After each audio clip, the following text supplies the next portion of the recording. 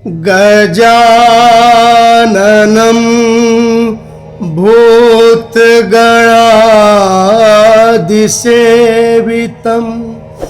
कपित्थजम्बो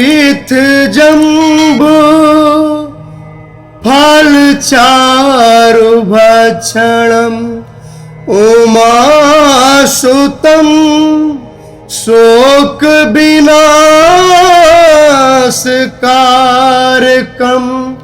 नमामि विघ्नेश्वरपादपङ्कजं नमामि विघ्नेश्वरपादपङ्कजम्। सर्वप्रथम मैं गजानन भगवान गणपति को बारंबार वंदन करता हूँ। तत्पश्चात यह श्री राम कथा रूपी मानस गंगा को हम आगे ले चलते हैं और हम सब प्रभु श्री राम की उस पावन कथा का श्रवण पान करते हैं जिसमें गोता लगाकर बड़े से बड़ा पापी निकृष्ट दुष्टात्मा अपने जन्म जन्म के पापों के बंधन से सदा सदा के लिए मुक्त हो गए हैं। उसी श्री राम कथा को हम सभी मिलकर आदर पूर्वक आज सुनेंगे। बहुत प्रकार से शिव जी ने सती को समझाया। जब भगवान शिव को यह भान हो गया कि सती अपने पिता के यज्ञ में जाए बिना नहीं मानेंगे, तब भगवान शिव ने अपने दो गणों को माता सती के साथ विदा किया। उधर माता सती जब दक्ष के घर पहुंचती हैं, तब दक्ष के डर के मारे किसी ने उनकी आवभगत नहीं की, केवल एक माता ही आदर से मिली। उनकी बहनें भी बहुत मुस्कुराती हुई मिली और सामने से निकल गए। पिता दक्ष ने माता सती की कुछ भी कुशलता नहीं पूछी। सती जी को देखकर उल्टे दक्ष के सारे अंग जल उठे। तब सती ने जाकर यज्ञ को देखा तो वहां कहीं भी शिव जी का भाग नहीं दिखाई दिया। तब चित चढ़े जो शंकर कहे प्रभु अपमानु समुझि और दहेऊ पाछिल दुखुन हृदय व्यापा जसे यह भय महापरितापा यद्यपि जग दारुण दुख नाना सब ते कठिन जाति अवमाना समुझि सुसती भयवती क्रोधा बहुविधि जननी कीन प्रबोधा।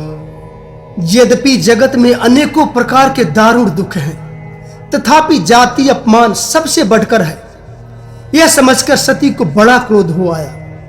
माता ने उन्हें बहुत प्रकार से समझाया, पर सती का क्रोध अब कम होने का नाम ही नहीं ले रहा था। शिव अपमानु न जाई सही हृदय न होई प्रबोध सकल सभहि हट की तब बोली बचन सक्रोध। परंतु उनसे शिव जी का अपमान नहीं सहा गया। इससे उनके हृदय में कुछ भी प्रबोध नहीं रहा।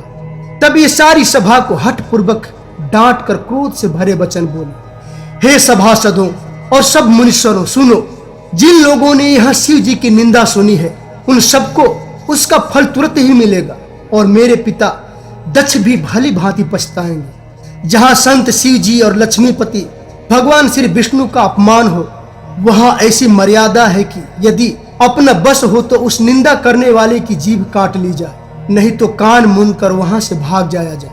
त्रिपुर दैत्य को मारने वाले भगवान महेश्वर संपूर्ण जगत के आत्मा है।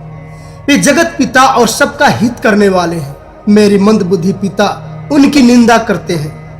यह मेरा शरीर दक्ष के वीर से उत्पन्न हुआ है, इसलिए चंद्रमा को ललाट पर धारण करने वाले वृषकेतु शिव जी को हृदय में धारण करके मैं उस शरीर को तुरंत ही त्याग दूंगी।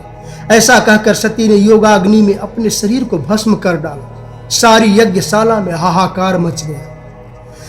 तजी हूं तुरत देहते ही हेतु और धरी चंद्र मौलि वृष केतु अस कही जोग अग्नि तनु जारा भयउ सकल मख हाहाकारा।